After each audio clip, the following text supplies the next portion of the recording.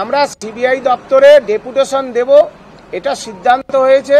CBI আমাদের যোগ্য তালিকা দেবে জানিয়েছে। আমাদের যা সাপোর্টিং ডকুমেন্টস রয়েছে সেই ডকুমেন্টস নিয়ে আমরা সুপ্রিম কোর্টে এই গণস্বাক্ষর, অন্তত 1000 গণস্বাক্ষর নিয়ে আগামী 15 তারিখ আমরা সিবিআই দপ্তরে যাচ্ছি। সিবিআই এর কাছে আমরা সমস্ত কিছু রয়েছে, সেই জিনিসটা আমরা যে যোগ্য তার প্রমাণ দিয়ে সিবিআই এর কাছ থেকে আমরা চেয়েছি, সিবিআই আমাদের সহযোগিতা করবেন। রাজ্য সরকার এত অমানবিক, রাজ্যের মুখ্যমন্ত্রীও একসময় অনশন করেছিলেন। অনেকে বলেন তিনি ক্যাডবেরি স্যান্ডউইচ খেয়েছেন, তিনি হয়তো ভেবেছেন আমরাও ক্যাডবেরি স্যান্ডউইচ খেয়ে অনশন করছি।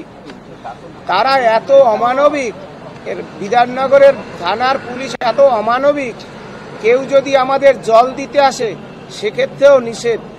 কোনো ক্ষেত্রে আপনারা যদি আমাদের 1 বোতল জল দিন, দেখবেন দিতে পারবেন না। এখানে মাথার উপরে ছাদ নেই, খোলা আকাশ, বৃষ্টি, ফুটপাতে আমরা কোনো রকমে বসে আছি। যেমন রাস্তার কুকুরেরা বসে আছে, রাস্তার পাগলেরা শুয়ে থাকে, সেই একটা করুণ অবস্থায় নিয়ে গেছে পশ্চিমবঙ্গ সরকার।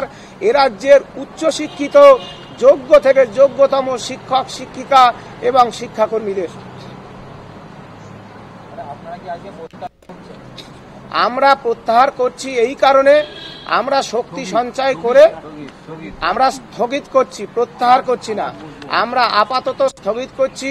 আমাদের সঙ্গী সাথীদের এইখানে যে পুলিশি অব্যবস্থা, পুলিশের ভয় দেখানো, তৃণমূল কংগ্রেসের গুন্ডাদের এখানে দাপাদাপি বাইক বাহিনী, আমাদের এদের সিকিউরিটির কথা ভেবে আমরা আপাতত স্থগিত করছি। আমরা আবারও অনশনের পথে যাব, আপনাদের জানাবো।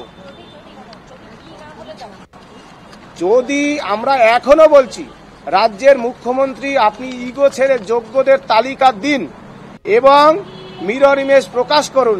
1 মিনিট সময় লাগবে। আপনি কেন করছেন না?